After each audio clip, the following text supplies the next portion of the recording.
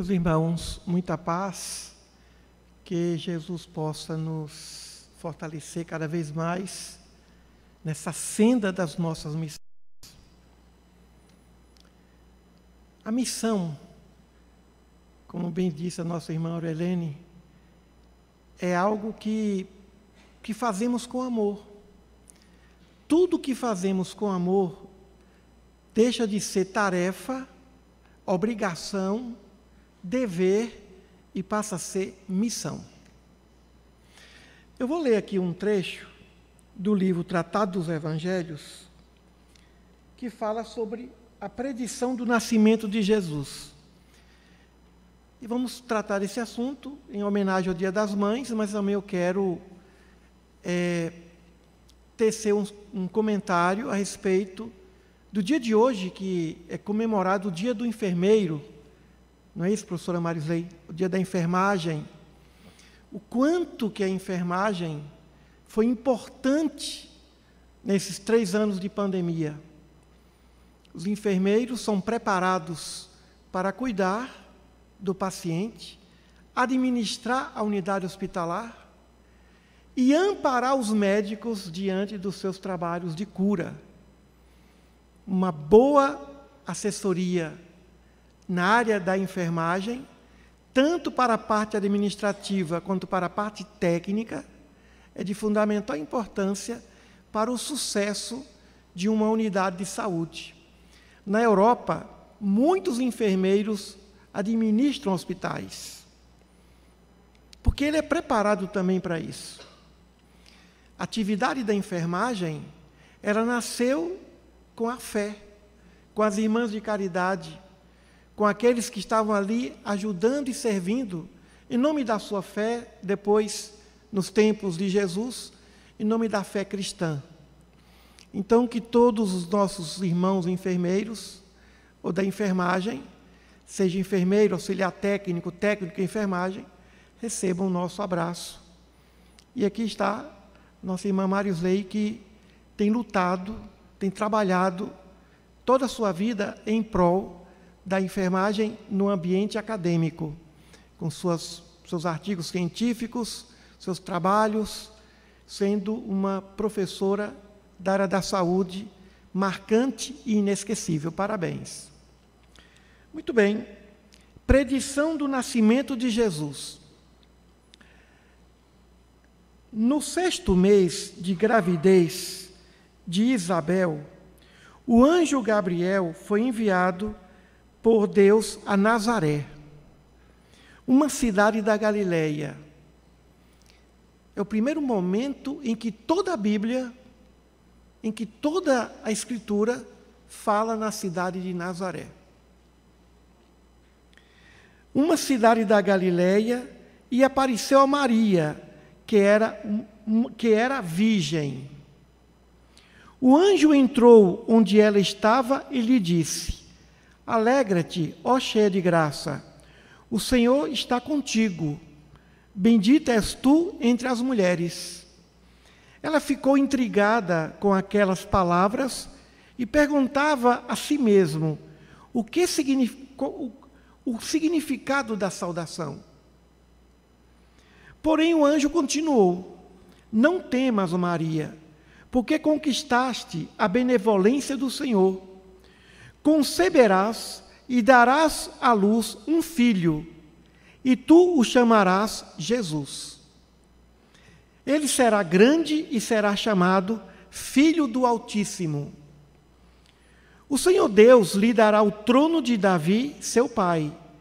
Ele reinará para sempre sobre a casa de Jacó, e seu reinado não terá fim. Então Maria indagou ao anjo: Como se fará isso, se eu não conheço homem algum?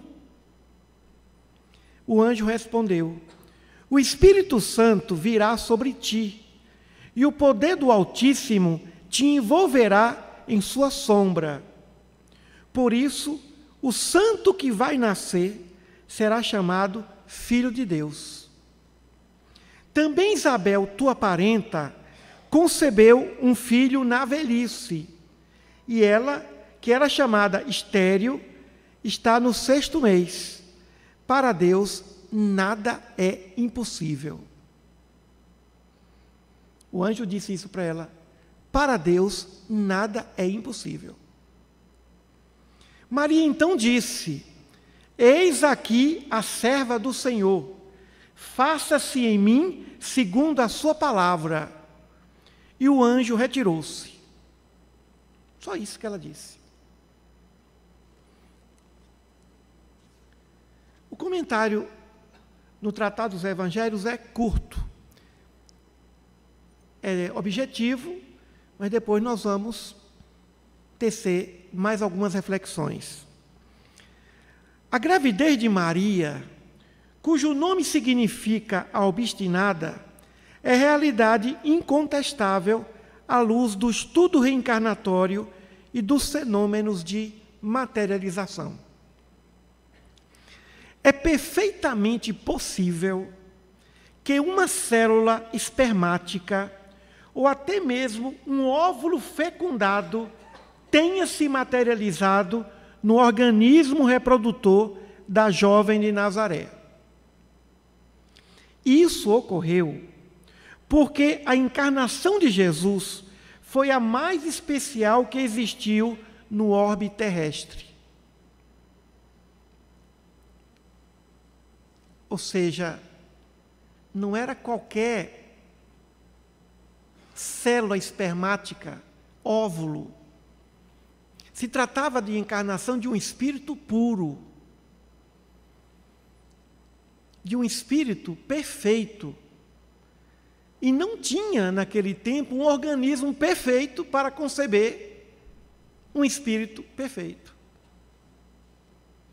O que é interessante do que nós já lemos aqui é que quando o mesmo anjo Gabriel revelou a Zacarias sobre a gravidez de Isabel, Zacarias pediu um sinal ao anjo. E o anjo deu, vai ficar mudo até o menino nascer. Ela não contestou. No século II, surgiu uma doutrina chamada docetismo, dizendo que Jesus não foi um ser de carne e osso. E nós temos alguns seguidores dessa ideia, mesmo no ambiente cristão, que Jesus não foi de carne e osso. Claro que ele podia fazer do corpo dele o que ele bem entendesse, mas isso aqui não foi um teatro. É possível uma mulher engravidar virgem no dia de hoje?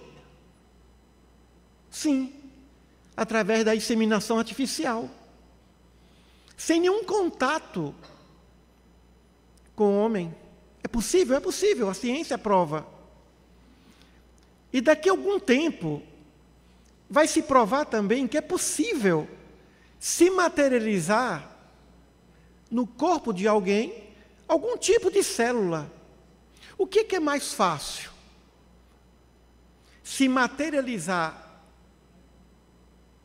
um corpo, como muitos espíritos já se materializaram, ou se materializar uma célula? Se materializar uma célula. Anjos se materializavam, espíritos se materializam, e células também se materializam. Por exemplo, para que Jesus pudesse curar os 10 leprosos, precisou de células sadias para neutralizar as células da hanseníase, envolvidas pela hanseníase. Então, o que aconteceu ali foi algo que, naquele tempo, seria algo inconcebível. E com a doutrina espírita, nós sabemos que os fenômenos de materialização, através do magnetismo, existem. Então, não se trata aqui de uma fantasia, não se trata aqui de uma invenção, mas de uma realidade. E o anjo foi muito direto. Para Deus, nada é impossível. Ele pode tudo. Ele é autossuficiente. Ele é absoluto. Ele faz o que Ele quer. Ele pode o que Ele quer. Ele só não pode o que Ele não quer.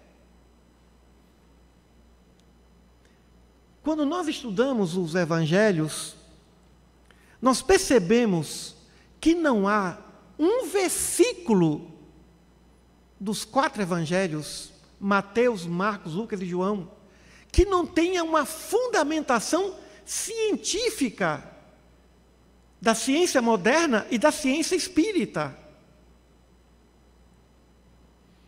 Não tem nada que se possa contestar à luz da doutrina espírita. Então é perfeitamente possível que isso aconteça. Como também pode acontecer diferente. Se materializar células doentias. Olha, não tinha isso, de repente surgiu um tumor. De repente surgiu isso. Nem tudo vem do desenvolvimento celular.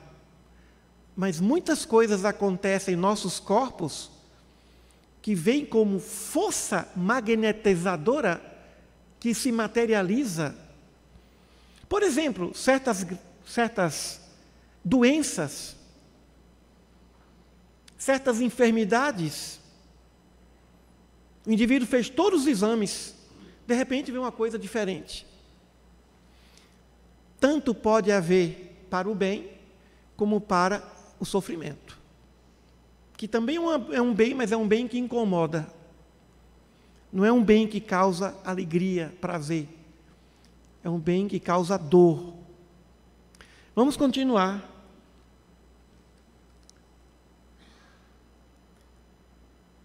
Não se tratava de reencarnação de um espírito superior, mas de um espírito puro. Tem gente que ainda diz que Jesus era um espírito superior, que espírito puro não reencarna. Jesus não foi um espírito superior, ele foi puro, cristalino. Não tinha nada, sabia tudo. Superior em inteligência, superior em moralidade. Superior em todas as virtudes. Aí você fala, prove. Como é que você prova? Através dos atos dele. Espírito superior não cura 10 leprosos à distância, sem que eles saibam que estão sendo curados. Espírito superior não cura quando alguém toca-lhe as vestes. Espírito superior não faz certas coisas que Jesus fez. Tem um limite. Tem um limite.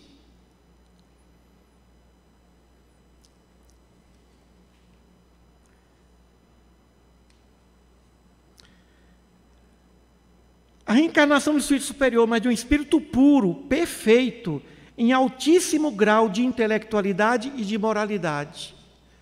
Quando nós falamos em grau de moralidade, meus irmãos, estamos falando a respeito de amor.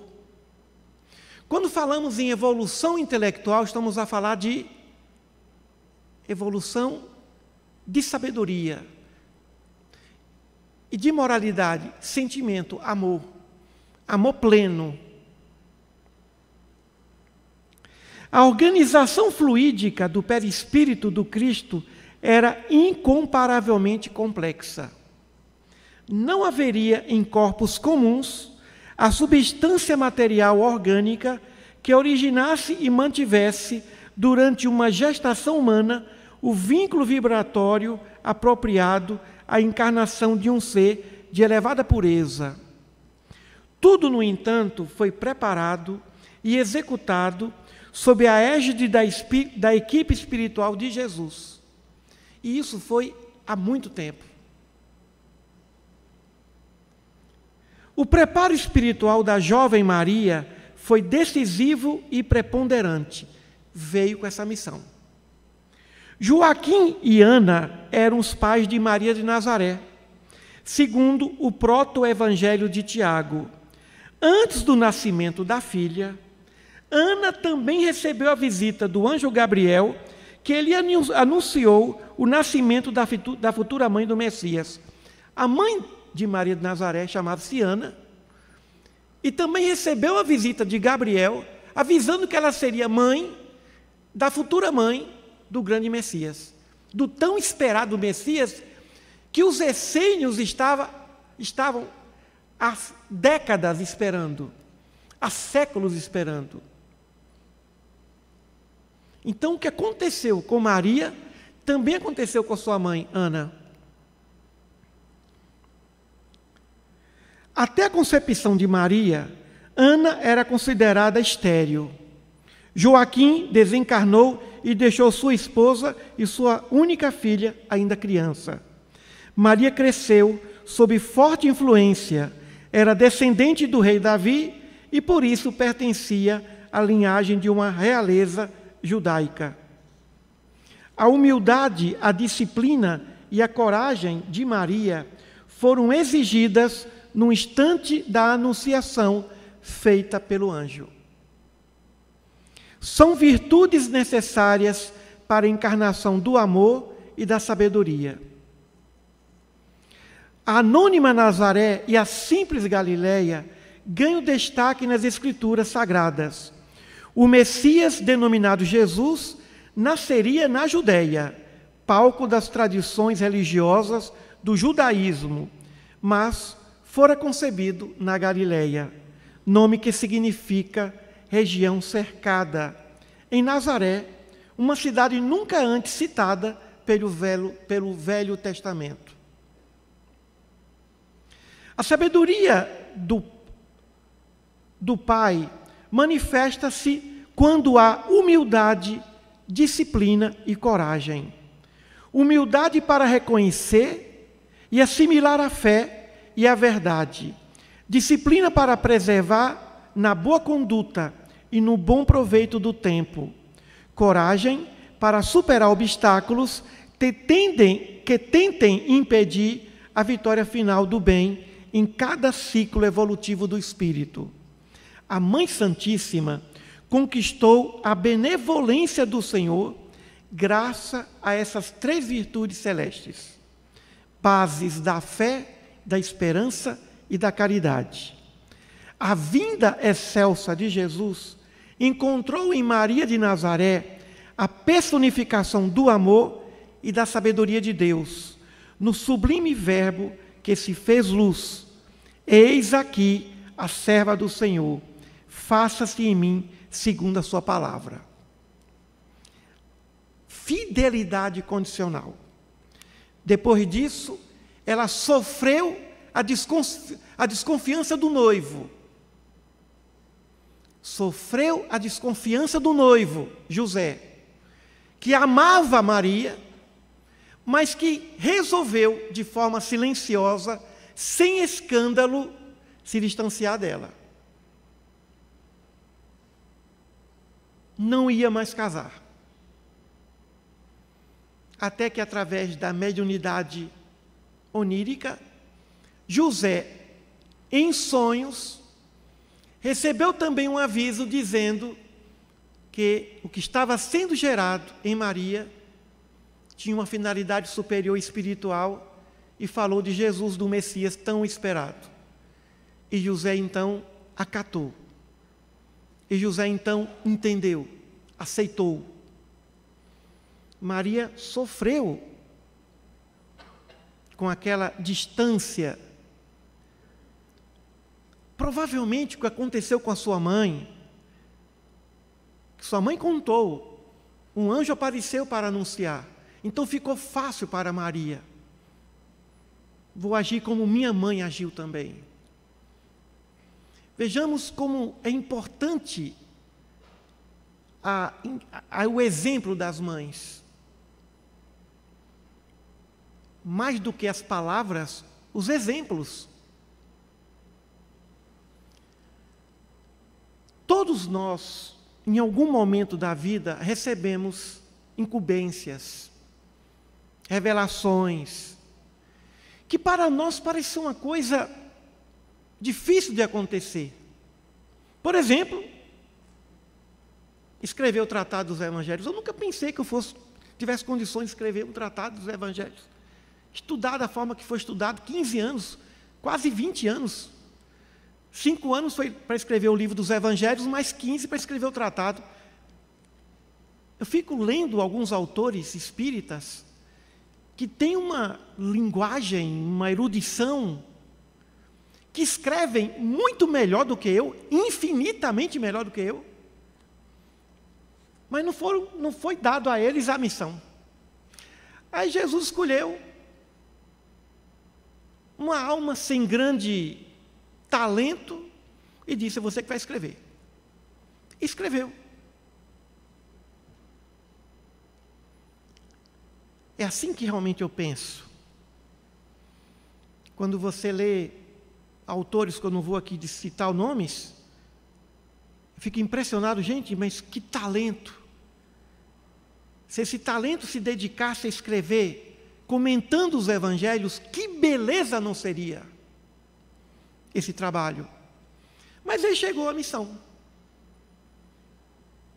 E aí, graças a Deus, ao Pai Celeste, ao amor de Jesus,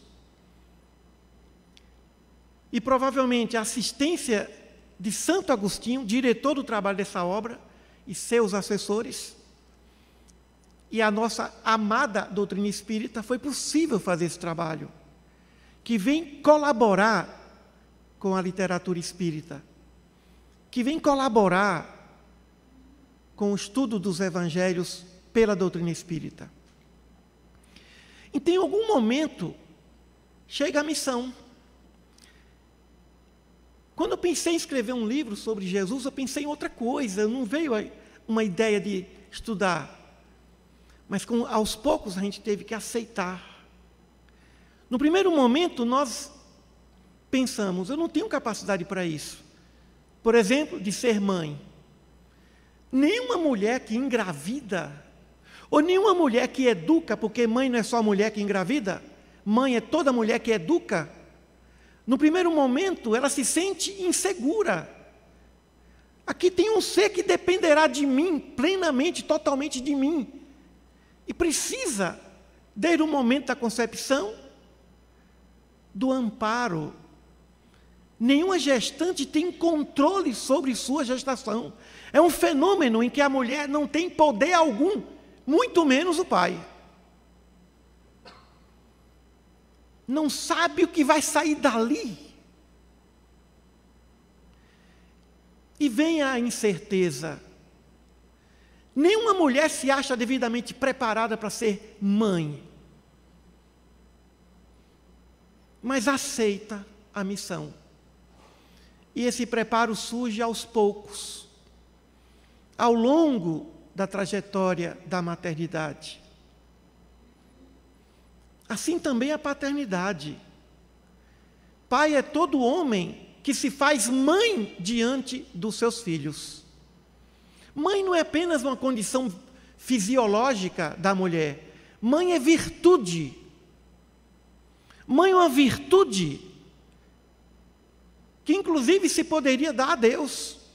Se o nosso mestre chamou o nosso pai de pai, também poderia muito bem ter chamado de pai e mãe, como tem algumas traduções das Escrituras, que chamam Deus de pai e mãe. Não é apenas pai, mas também mãe. Então, nenhum de nós se sente devidamente preparado para desempenhar as missões. Mas a missão chega. E quando a missão vem de Deus, ninguém pode impedir. Ninguém pode questionar. A doutrina espírita não é obra de homens. é obra do Pai, é obra de Jesus. E que não se fale de fim de doutrina espírita. E que não se fale que a doutrina espírita tem pouco tempo. Nada conseguirá derrubar a doutrina espírita, nem mesmo aqueles que porventura queiram atrapalhar a sua mensagem. Porque é obra do Pai. E como Gamaliel disse ao grande Saulo de Tarso, quando ele, ao defender os princípios judaicos, e por não entender a mensagem do Cristo, começou a perseguir os primeiros cristãos, muito mais pela fé do que pelo ódio. Fé aos seus princípios. E Gamaliel, seu mestre, disse: deixa Saulo, se a obra é de Deus, vai permanecer. Se não for de Deus, não permanecerá. Não vingará. Que sabedoria de Gamaliel. Que sabedoria daquele mestre do grande Saulo, que depois seria chamado de Paulo de Tarso. Meus irmãos, quando nós lemos o livro Renúncia, de Emmanuel, psicografada pelo Chico, lá vem um espírito superior, chamado Alcione, que veio com uma única missão, a missão de ajudar os seus familiares. Não tinha missão de divulgar o evangelho, não tinha missão de sair por aí visitando cidades. A missão dela era única, cuidar da sua família. Um espírito superior que veio só com essa missão. Escolheu essa missão. Então vamos abraçar as nossas missões, para que elas não se transformem em cruzes de sofrimento. Vamos abraçar a nossa missão, na área profissional, na área familiar, na área social, na área que nós formos convocados. A diferença de um missionário e de outro está no amor. O indivíduo pode ser um general, mas pode ser um general cruel. A diferença não está no cargo. A diferença não está na responsabilidade, e sim no amor ao que se faz. Quando nós amamos varrer uma casa, não estamos ali varrendo uma casa. Estamos com amor limpando as impurezas espirituais daquela casa, daquele ambiente. Por onde o amor passa, ele leva a sombra, porque ele é luz. Ainda que seja entregar uma carta,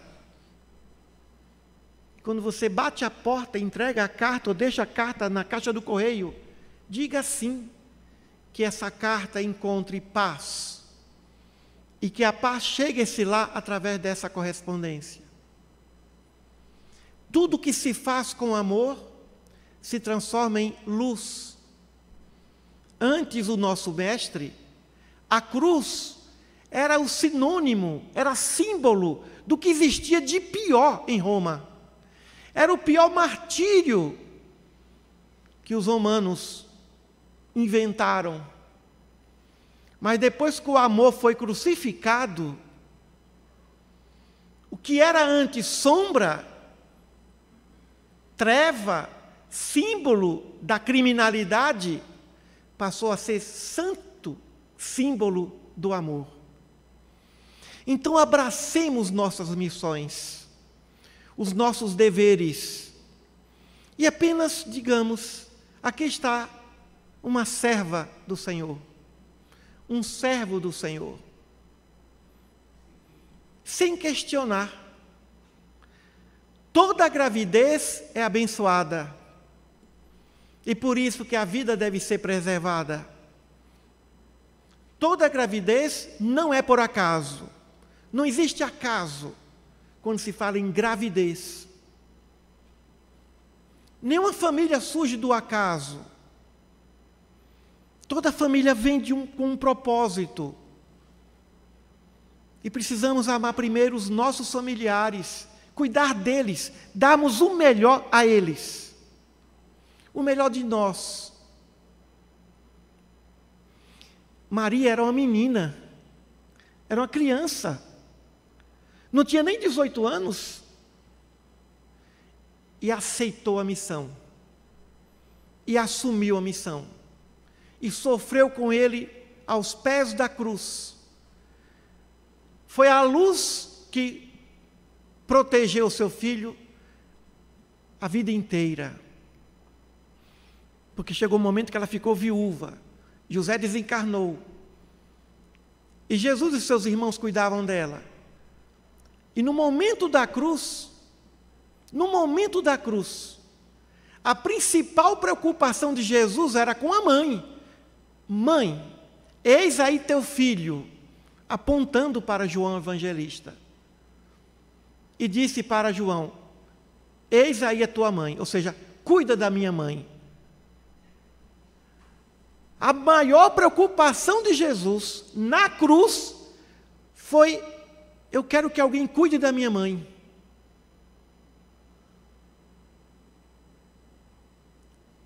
Que amor! Com tanta responsabilidade espiritual, mas foi a única preocupação dele com a mãe. Então, meus irmãos, precisamos sim abraçar nossas missões com amor, sem questionar.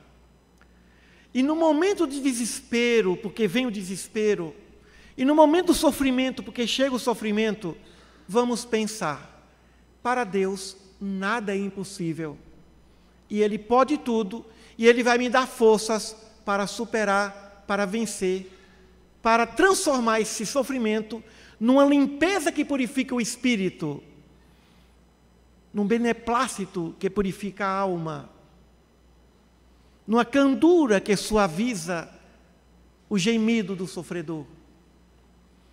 Feliz Dia das Mães, todas as mães, nossas mães, todas as nossas mães de tantas encarnações.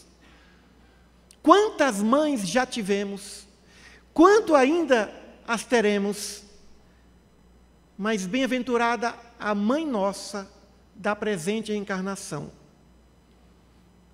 porque ela foi o portal que a espiritualidade encontrou para que pudéssemos chegar a esse mundo. Muita paz a todos e que Jesus e a nossa Mãe Santíssima esteja sempre conosco.